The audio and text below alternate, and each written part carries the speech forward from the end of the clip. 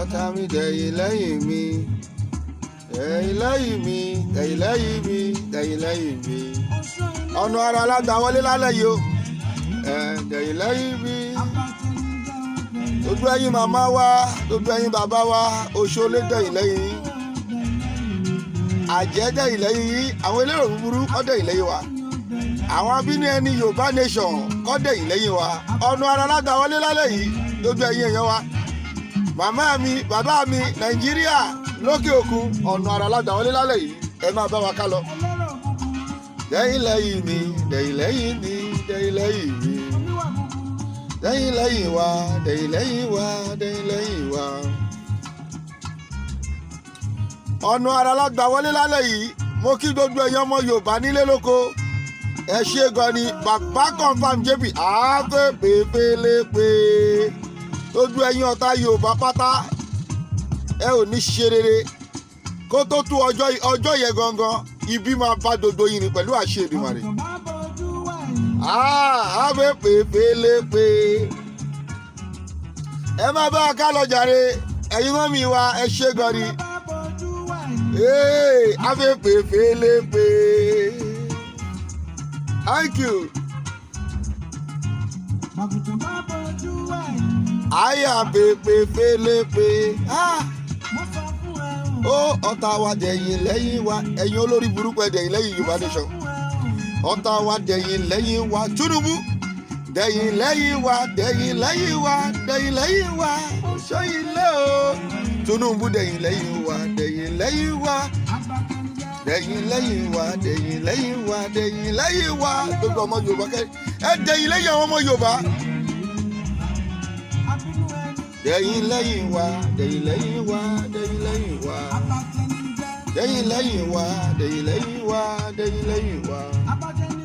Dẹ̀yìn lẹ́yìn wa, dẹ̀yìn lẹ́yìn wa, dẹ̀yìn lẹ́yìn wa.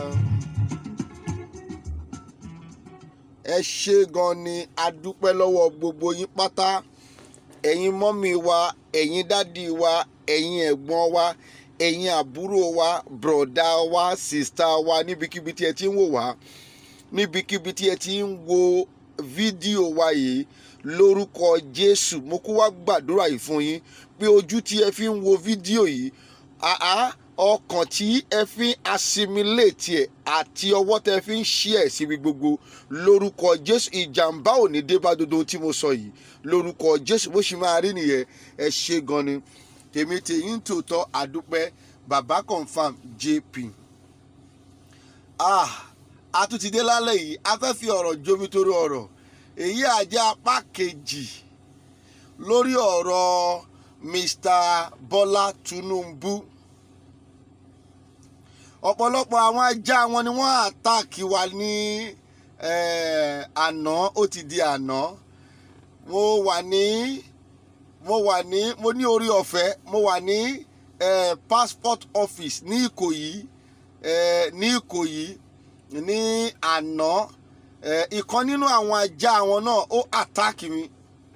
ó wá attack mi physically. Ó sọ fún mi pé ṣé èmi lèmi ń sọ̀rọ̀ sí ẹni báyìí kíní kan, you are a mad person, mo kàn ń wò ni.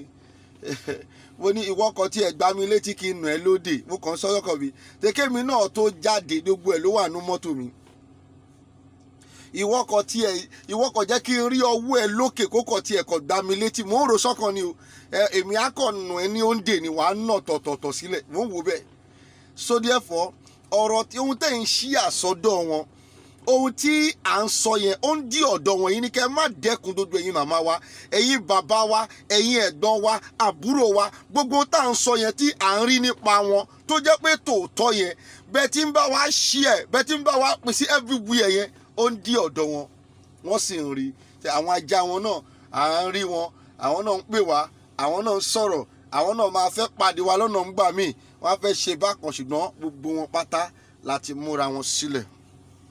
Ẹ̀yin ìyá wa, ẹ jọ̀ọ́, ẹ̀yin bàbá wa, ẹ̀yin àbúrò wa, ẹ̀yin ọmọ Yorùbá gidi, ẹ̀yin tí ẹ ti fi ọkàn yín, ayé yín, tẹ́ sọ pé Yorùbá nation òun lẹ fẹ́ fi sìn, mi ò fẹ́ jẹ́ kí ẹ padà sẹ́yìn. Àkókò yìí kọ́ la máa padà sẹ́yìn, lórí ọ̀rọ̀ Yorùbá nation láéláé. Tunubu kì í sọ fún yín fámìlì kan ṣoṣo tí Tunubu ní àwọn northerners ni. So by the time tí ẹ̀yin ọmọ àlè Yorùbá tẹ́ ń tẹ́tí gbọ́ mi ẹ̀yin ajá tó yẹ pé at the end of the day náà ọmọ ọ̀dọ́ lè máa ṣe kiri. Ohun tí àwa dẹ̀ ń lé ni wípé kí ẹ má ṣí ọmọ ọ̀dọ̀ mọ́ kí oníkálukú kó ní ohun jẹ lórí tébù ẹ̀ gangan. Ẹ̀yin ọmọ àlè Yorùbá tẹ́ ń tẹ̀lé Tinubu ẹ̀yin sọ pé bẹ́ẹ̀ ṣe ìgbésí ayé yìí yẹn kẹ́ máa ṣí ọmọ ọ̀dọ̀ kiri kọ́ máa fún yín ní 10,000 kẹ́ lọ́ máa pín ní 500 naira kọ́ máa fún yín ní 20,000 odindi wọ́ọ̀dù kan kẹ́ lọ́ máa pín ní 200 naira. Ẹ lóhun lẹ fẹ́ ó máa yà yín lẹ́nu èyí tẹ́ tọwọ́ bọ̀ yìí tẹ́ ló fẹ́ lọ fún 2023 tẹ́ ti ọwọ́ bọ̀ yìí kì í sọ fún ó máa yà yín lẹ́nu.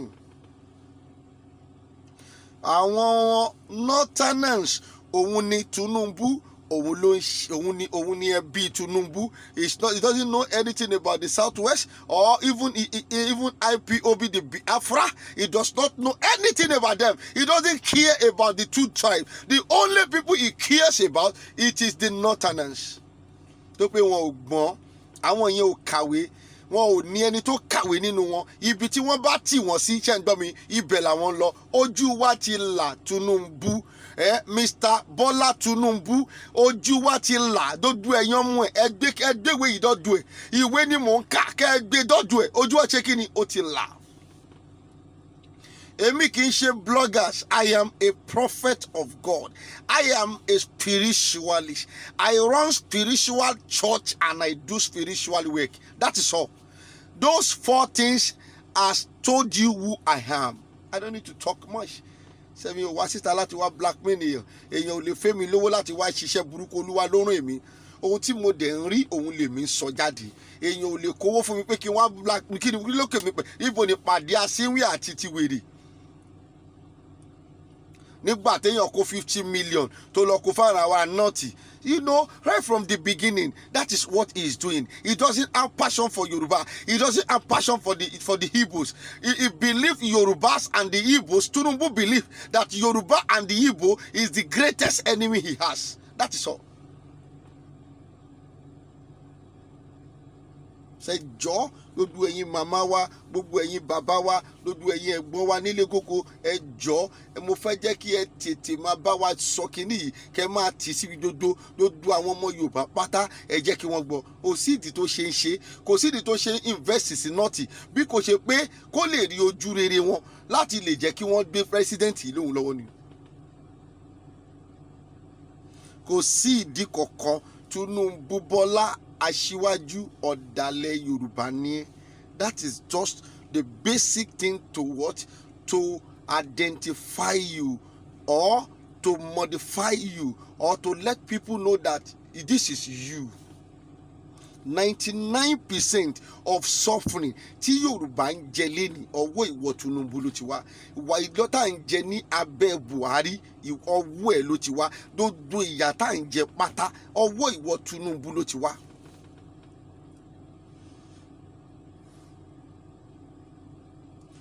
Ẹ wo òtítọ́ tẹ́ rí ẹ it is bitter ṣùgbọ́n àfi tẹ́ ẹ bá gbọ́ wa kẹ́ ẹ ronú pìwàdà gbogbo wọn tó ń tẹ̀lé náà ìwọ náà tẹ́tí sí wa kó gbọ́ kò sẹ́ni tá à ń bájà nínú yín àwa ń sọ òtítọ́ ọ̀rọ̀ fún yín ni. Àwa ò fẹ́ jẹ́ kẹ́ máa ṣẹrú mọ́ ohun tí that is all. A fẹ́ jẹ́ kéyìn náà ní kẹ́ ní oúnjẹ lórí tébù yín gangan fúnra yín kò yín kẹ́ wá máa ṣẹrú kéèyàn máa rán yín dẹ́ṣẹ̀. Tinubu rán yín dẹ́ṣẹ̀ ni lójú ẹ̀yin ìyá PDP bàbá PDP tẹ́ ń kàmpéènì kiri ẹ̀yin ìyá APC bàbá APC tẹ́ ń Tinubu rán yín dẹ́ṣẹ̀ kiri ni. Ìdí tẹ́ ṣe gbogbo àwa agitator I am not even agitator. All the agitators I am not agitators. My own is that I am out. What God asked me to say, it is what I am here to do. That is all. The Lord may not send other prophets because their eyes have been blind, that people are suffering, things is wrong. He may not send them, but listen to me. What God sent me is what I am doing. 99% of the Yorubas, 99% of us, why we are suffering? Tinubu ló jẹ́ ká máa suffer. Òun ló gbé wa sọ́wọ́ ìdààmú. Òun ló gbé wa sọ́wọ́ wàhálà. Òun ló tà wá sọ́wọ́ oko ẹrú. Fún àwọn Fúlàní. Èèyàn kan dédédé ó ní Tinubu ó ní níbo ni àwa wà. He's talking to me when he studied what I have said. He studied my video. Then he now sent a message to me. He said, where I am when Tinubu fought for democracy. You don't know what they call democracy. Democracy will bring freedom of talk. Democracy, it is not when you will use veto power to rule people. You get me? Ṣé democracy làwọn ṣe nígbà tí pé a ò lè sọ̀rọ̀. You can't be doing what is wrong and you will silence people not to talk. That is just, it is not a democracy. When a democracy is talking about when you do what is wrong, we tell you that you have done it. When you do what is right, we will come out and say you have done what is right. Kí ló fi sàn sígbà ayé ológun? Nígbà ayé ológun gan àwa sì ń jẹ sandin ṣeré nínú yàrá báyìí dá máa tẹ sandin mọ́lẹ̀ ni àìmọye sandin oríṣiríṣi nínú kíní orí nígbà ayé ológun. Kí ló dé? Kì í ṣe pójú yín ṣu ìwà ìka yín ni gbogbo ẹ̀yin ajá Tinubu, ẹ̀yin ọmọ àlè Yorùbá, ẹ̀yin tẹ́ pé ayé yín ti bàjẹ́, ẹ̀yin tó jẹ́ pé you only even tẹ́ bá gba ọmọ ọ̀dọ̀ sílé gan ó ti show wípé ọmọ ọ̀dọ̀ tẹ́ gbà sílé yẹ bẹ́ẹ̀ ṣe ń ṣe lẹ ṣe máa ṣe gbogbo ará ìlú tí ó wà lábẹ́ yín. You know it. That it is wrong. You know that this man can never, you know that this man is lying. Ọdún wo lẹ fẹ́ máa parọ́ fún wa dé? Tún fẹ́ lọ́dún mẹ́jọ sí, sì tún sọ the same thing. Tẹ́ ẹ sọ ní 1960, òun lẹ tún sọ. Ẹ̀yin àgbà òpònú, even gan Ọbásanjọ́ àgbà òpònú ni ẹ́. Ọ̀rọ̀ ẹ̀ sì ń bọ̀. Ọ̀rọ̀ ẹ̀ ó sì ń bọ̀. Àgbà òpònú ni gbogbo yín. Àtọbásanjọ́ gbogbo yín pátá àgbà òpònú ni. Ṣèbí nítorí òótọ́ ọ̀rọ̀ yìí náà ni wọ́n Ọbásanjọ́ ló ṣe jẹ́ kí wọ́n pa ìyá Fẹlá. Òótọ́ ọ̀rọ̀ tó ń sọ ẹ̀dẹ̀ pé ní democracy. Is this a democracy? This is not a democracy. Ọ̀rọ̀ ìwọ Ọbásanjọ́ sì ń bọ̀ bọ̀ lọ́wọ́lọ́wọ́ báyìí orí ọ̀rọ̀ Tinubu la ṣe wà. Tinubu ò níbi tó ń lọ. Tinubu ò lè jẹ́ kó lè jẹ́ president lé wa lórí. A ò rí criteria that we have not seen a criteria of a leader nínú ayé Tinubu. We only see a criteria of a wicked leader that will suffer his people. I am telling you, all because of the post, all because he want to have the immunity. Tí àwọn president máa ní, ó fẹ́ ní. That is all. All is because of money. Ìwọ bàbá tó wáyé tó wálé ayé tí wọ́n fi ọ̀nà ọ̀run wọn tó fẹ́ kú. Ọmọ 86 years tó pé rẹ̀ ní 69. Ìwọ jẹ́ 69, ọmọ tó bí jẹ́ 60. Sórí orí yín ti dàrú. Ẹ ń ṣe nǹkan báyìí tó fi wọ́n wá lójú. Ṣé a ò ní sọ̀rọ̀ ni? Look at it. Dodo yín lẹ mọ́ kíní. Ẹ ń ṣe nǹkan. That is just the problem. That is just the problem we have in this country. You are doing what is wrong. Ẹ tún fi nǹkan tó wrong yẹn ẹ tún fi wọ́n wá lójú báyìí pé you see nígbà tó pé rẹ ní 69 tí ọmọ tí ìwọ ló bí it is 60 years. That is ó bí ọmọ at the age of 9 years. Ṣé àwa dọ́ọ̀lù ni? Olórí burúkú tó ń dá tẹ̀lé Tinubu lẹ́yìn sórí ìwọ náà ti dọ́ọ̀lù ni. Kò dẹ́ orí ẹ̀ ò dọ́ọ̀lù ó mọ ohun tó ń ṣe 100,000 20,000 tí wọ́n fún ẹ tí o máa fi padà bá yí àwọn ọmọ ẹ jẹ́ tí àwọn ọmọ ẹ ò ní fi jẹ́ èèyàn láyé nínú ayé yìí tí àwọn ọmọ ẹ máa tún padà dí ọ̀run tí wọ́n tún máa kéka àbámọ̀ sẹ́nu òun lẹ̀ ń gbà kiri yẹn. That is one thing about the politician in this country, all the leaders in this country. Ẹ ń ṣe nǹkan ẹ tún fi wọ́n wá. Mo rántí ọdún náà tí mo wà ní complain kan àwọn náà lọ ní nínú ọdún náà ebi á dẹ̀ máa pa wá, àwọn á dẹ̀ máa lọ sí Shoprite, wọ́n á lọ máa ra ọjà tó wọ́ọ̀tì 3-5 million naira wọlé every weekend, ọjà tó wọ́ọ̀tì 10 million lọ́ máa ra wọlé, a ò dẹ̀ ní jẹ nǹkan kan báyìí nínú ẹ̀. ẹ̀ ń ṣì tiwa, ẹ tún fi ń wọ̀n wá, kò possible, ojú ti là, ó níbi kọ́kọ́ tó ń lọ, Ọlọ́run máa gba ẹ̀mí ẹ̀ ni. Èní ló di ọjọ́ keje tí mi ò jẹ tí mi ò sì mu, Ọlọ́run máa gba ẹ̀mí ìwọ Tinubu ni. Tó bá jẹ́ wípé ní tòótọ́, jẹ́ kí n sọ fún ẹ, tó bá jẹ́ pé tòótọ́ ohun tó ń lé yìí ó fẹ́ ṣe ni, mo fi ayé àti ọ̀run, mo fi ọjọ́ tí wọ́n bí mi, mo fi búra ọ̀rọ̀ yìí, mo fi ọjọ́ tí wọ́n ní wò ìránṣẹ́ Ọlọ́run ni mo máa jẹ́, mo fi búra ọ̀rọ̀ yìí, mo fi ọjọ́ tí wọ́n sọ wípé abẹ́ ò gbọ́dọ̀ kan orí mi, mo fi búra ọ̀rọ̀ yìí. Ó máa kú síwájú, before that day Tinubu ó máa gbẹ̀mí mi ní lórúkọ Jésù, because we cannot continue to suffer. You want to throw into another 8 years of suffering. We cannot continue to suffer. All we need is Yoruba nation. Let everybody know. Kò sí nǹkan tó kún ẹ̀ nípa pé báwo la ṣe máa ṣe. Kò sí nǹkan kan tó kún ẹ̀ nípa ẹ̀. Ìwọ ṣáà jẹ́ kí wọ́n pín kó ní kálukú lọ lọ́ka ṣẹ̀ṣẹ̀ wá jókòó. That is it. Jẹ́ kí wọ́n pín kó ní kálukú lọ. Mi ò fẹ́ morúkọ tó jẹ́ kí Biafra bá tiẹ̀ lọ, káwa náà bá tiwa lọ. Ká mọ bí tá à ń lọ. Ẹ máa ṣe kà, ẹ tún máa fi kà yẹn, ẹ tún máa fi wọ̀n wá. Ìgbà tí à ń ṣe dullable people, àgbọ̀n náà, àmọ́ tá à ń ṣe democracy nìyẹn. You don't win democracy. There is nothing about democracy in Nigeria. Wherever we don't have a freedom of speech, it is not a democracy. Ṣé ìwọ ló máa kọ́kọ́ ṣe ni? Ẹ ṣe nǹkan tó ẹ tún tẹ̀bà síbẹ̀. At the age of 89, àbí kí ló ti porúkọ 86, tẹ́ ń parọ́ pé 69 ní. Ṣé Mandela kò dominira fáwọn South Africa ní níbo ló wà? Kí ló dé ẹ̀yin èèyàn burúkú? Ẹ máa dé fìlà wèrè kí fìlà iná. I continue to say it. Nothing anybody can do for me. I continue to say it. Forget about Tinubu is an evil person. He likes money, he likes position, he loves himself, and he loves money more than the people he rules. That is all. Forget about that man. Let everybody forget about that man. Nothing is working. Only fought for democracy. I'm telling you. Ẹ̀yin èèyàn burúkú, ẹ̀yin èèyàn jati. Omi tún sọ wípé àìwò dìdí wáta ni wọ́n ń sọ̀rọ̀ Tinubu kọ́ lè mọ̀ mí. Tinubu is not relevant in my life. It doesn't relevant in my family. It doesn't relevant in my ministry. And I can never accept chief to relevant in my life. Mi ò lè gba owó olè.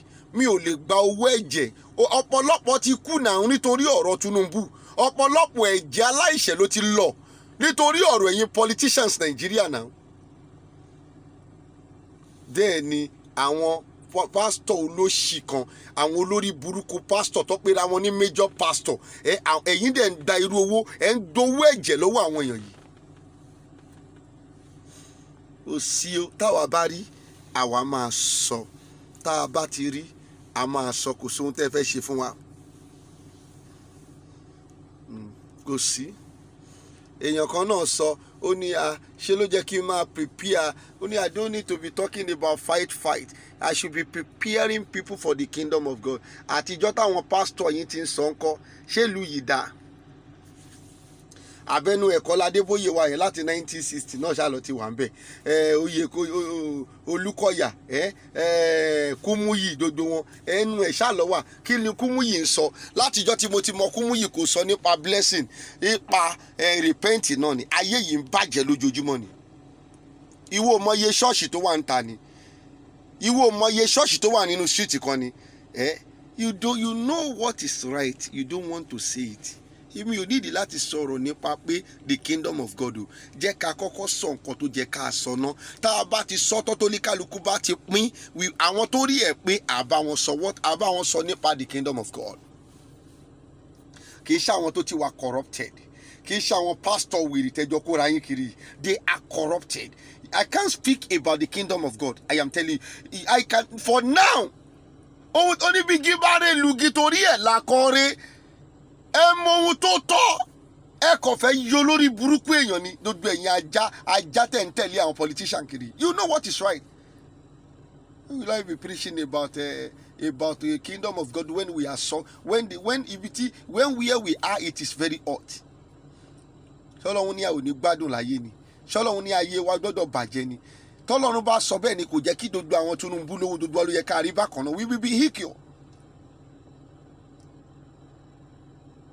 So therefore, àwọn tí look at it at that area, àwọn tí wọ́n ń sọ nǹkan ṣe wọn o, àwọn tí wọ́n ń sọ tẹ́ pé ojoojúmọ́ ni wọ́n ń sọ nípa ìjọba Ọlọ́run, kí ló change? 419 ní gbogbo àwọn tó kó sábẹ́, gbogbo àwọn tó ń lọ sí Redeem pátá, they are 419. They are thieves. Do you know where there is no vision? The Bible said they will perish. Àjẹ́, olè, àwọn amúrọ̀bà, kidnapper, àwọn ló ń lọ sí gbogbo church yẹn, because kò sẹ́ni tó lè sọ pé báyìí l'Olúwa wí ń bẹ̀. Their eyes is blind. So má fi lọ̀ mí, mo mọ̀ ń jẹ. So I know what I am doing. Vigi bá ti rí lugi, torí ẹ̀ ni a máa kọ́kọ́ gbé. Let's just look it at from this point. Let's look it from this point.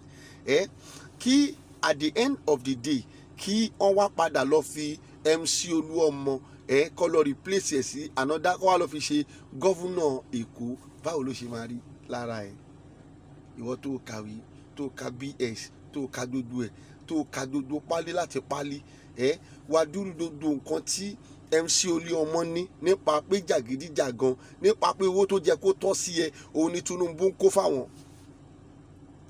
Owó tó jẹ kó tọ́ sí èmi, owó palliatives, owó èèyàn kan tiẹ̀ tún sọ gan, ó fi ń yé mi wípé bá bá tiẹ̀ wá pín gbèsè tó wà nílẹ̀ kan, ṣé mi ni mo jẹ gbèsè ni?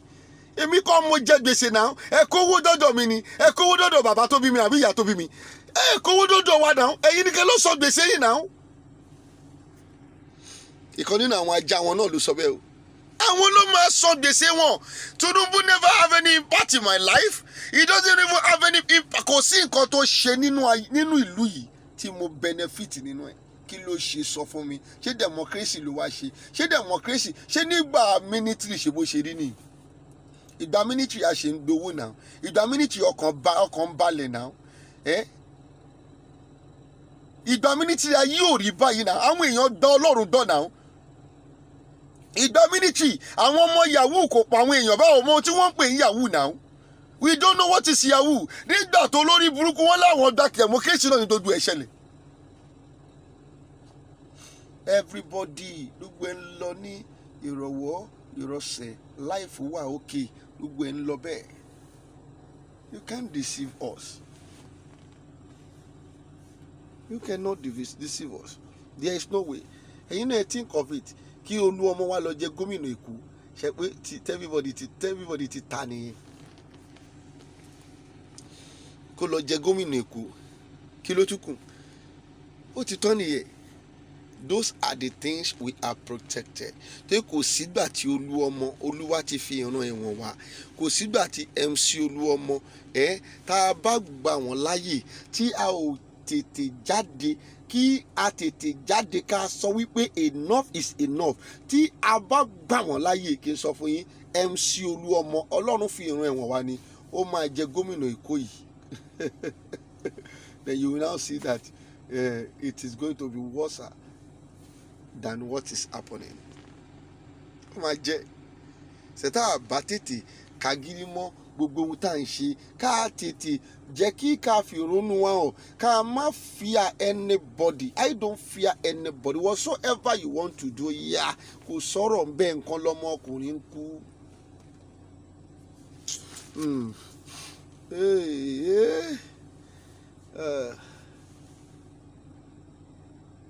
Nǹkan lọ́mọ ọkùnrin ń kú. So therefore, ẹ̀yin màmá wa, ẹ̀yin bàbá wa níbikíbi tẹ́ ẹ ti ń gbọ́ wa, ẹ jọ̀ọ́ ẹ jẹ́ ká fi kíní ìránṣẹ́. Kò sí benefit kankan tá a fẹ́ rí lára Tinubu. Gbogbo point táwọn èèyàn ń gbé jáde, it is irrelevant. Èèyàn ò lè máa fi bí pa wá ká máa wò, kó possible. Ìyà ò lè máa jẹ wá ká máa sọ̀rọ̀ ìjọba Ọlọ́run. Tá a dẹ̀ mọ ohun tó ń fìyà jẹ wá, ṣùgbọ́n ohun tó ń fìyà jẹ wá la máa kọ́kọ́ treat. Ọlọ́run ò fìyà jẹ wá, kò fún wa ní ìnira, àwa là ń fúnra wa ní ìnira. Ṣé jọ̀ọ́ gbogbo ẹ̀yin màmá wa nílé lóko, bàbá wa nílé lóko Nàìjíríà, ẹ fi kíní ìránṣẹ́. Tunubu is not qualified to be a leader or a president. Kò ní impact kankan nínú ayé tèmi o, mi ò mọ̀ rí o. Kò dẹ̀ ṣe pé kò ń ṣe pé an individual impact là ń sọ, general impact làwọn èyí òyìnbó ní. It is general, everybody is equal. Kò ṣe pé kó wá múyàn kan ṣoṣo báyìí kẹ́ máa fún yàn kan ní 50 million kẹ́ni kó máa gbé lọ́lé 100 million 1 billion. Ìbùn tẹ̀ ń ṣe nìyẹn. You are enriching a particular person, àwọn kan dẹ̀ ń jẹyà. It is not done in abroad, it is a general something. Bó bá gbowó tèmi náà máa lọ gbowó tèmi ní, it is equal. Gbowó tiẹ̀ èmi náà gbowó tèmi, everything is equal. Kò ṣe pé kẹ́ wá máa kó 50 billion léyàn kan lọ́wọ́ pé kó máa kó lọ́lé. Ohun tẹ̀ ń ṣe nìyẹn. Táwa dẹ̀ rí tari pé kò lè work, kò lè continue like this, á lè jẹyà. Kí màmí jẹyà, kí bá mi jẹyà, kí mi náà tún jẹyà, káwọn ọmọ mi jẹyà. Àbí báwo ló ṣe rí lọ́dọ̀ tí ẹ̀yin màmí àtẹ̀yin bàbá mi àtẹ̀yin ẹ̀gbọ́n mi tẹ̀ ń tètè gbọ̀ wá? Kò possible. Ẹ jọ̀ọ́ ẹ jẹ́ ká jọ ṣe kó lè dára. Mo bẹ̀ yín, ẹ fi kíní ìṣọwọ́ sí gbogbo ibikíbi. He is not qualified. Bola Tunubu is not qualified to be a president. It is not qualified to control us. All we need, it is Yoruba nation.